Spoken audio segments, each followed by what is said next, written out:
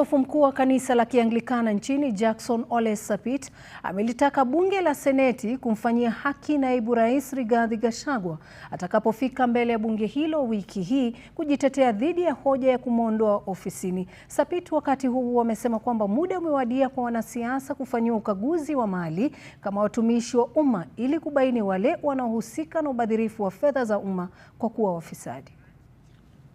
Wamepewa jukumu kama upper house ya kuangalia kile bunge imefanya, kama ni njia moja yapo ya kucreate ile inaitwa checks and balances. Waangalie kesi hii kwa makini.